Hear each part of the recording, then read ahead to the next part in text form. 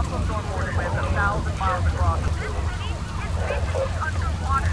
Winds out there about 30 feet high. The weather is intensifying and it's just going to get worse. The storm is on top of us right here. Hurricane Sandy crashing on shore.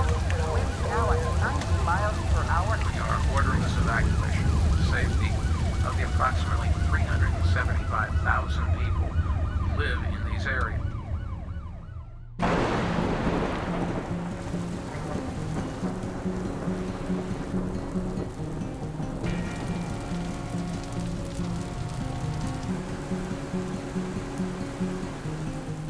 Dorman, firefighter. First call we received that night was for a car stuck in water. There was a car that was submerged up to its windows and that we had to get the people out. When we were doing our rescues, we were just trying to get the people on the single level houses and yell at other people, just go as high as they can. A lot of screaming, a lot of crying. And the wires everywhere were just falling down to the water. Trees were snapping in half, flying all over the place. It was just something you never think you'd ever see in your lifetime. We saved at least 40 people that night.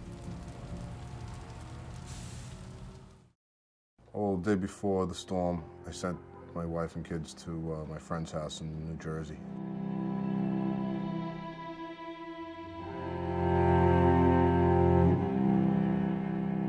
The next morning when I got off, I went to my house to see what happened.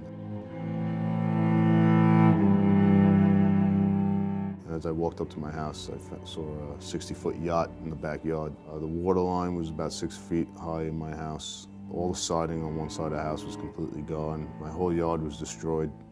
I had no fence left. When everything first happened, they just told us to make sure you register with FEMA and they'll come in and assess it. And then from that assessment, they'd tell you how much money they were going to give you. And I was a prime candidate considering I lost everything. It wasn't until about a month later when I was still waiting for FEMA to show up. About that time I just started getting angry, and I spent literally 3 months every day on the phone fighting with insurance companies and FEMA, just trying to get any type of answers for anything. And I received an email from Senator Lanz's office about NYLAG and how they're looking to help people with problems from Sandy. They helped me work with all my insurance companies and try to help me get what I'm supposed to get from them.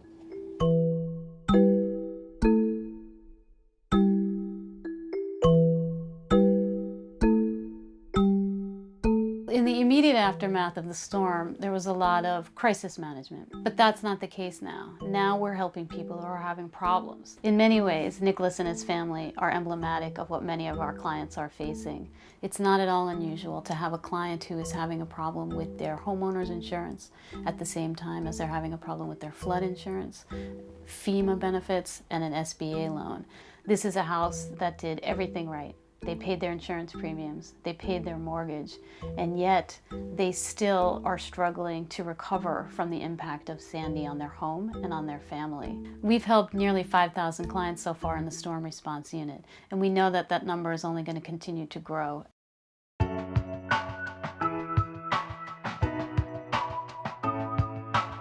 We ourselves were displaced during the storm. Our main offices in Lower Manhattan had significant damage. We were out of the offices for 10 weeks. We had to rebuild our entire communications, computer network in order to be able to continue to provide the quality services that we're known for to our existing clients, while at the same time launching our three-pronged approach to helping those impacted by the storm. First, we launched a hotline so that those in Long Island, New York City, even in New Jersey, could call us up and could say, what do I do now? I'm in this situation. In addition, we were able to send lawyers out to those community-based organizations which were up and running immediately following the storm.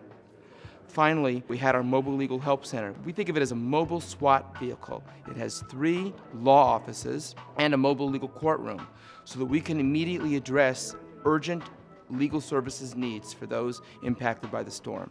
So the first step is establishing that trust, letting them know that we are here to help them, we are on their side, despite what barriers they have faced so far in their lives. The Mobile Legal Help Center acts as a triage. We go into various communities and provide free legal services to the members of those communities. Right after the storm, the Mobile Legal Help Center was able to get out into the community within 1 week. So the core of what we do is one-on-one financial counseling, which can include a number of things, predominantly budgeting and money management, building and improving someone's credit, medical debt, loss of a job, loss of a family member, things like that. We did everything from allowing people to charge their cell phones to providing heat. Now, 7 months after the storm, we are seeing clients come on board with complicated insurance questions and problems as to what to do next. The Mobile Legal Help Center is a symbol of NYLAG and the services that NYLAG offers.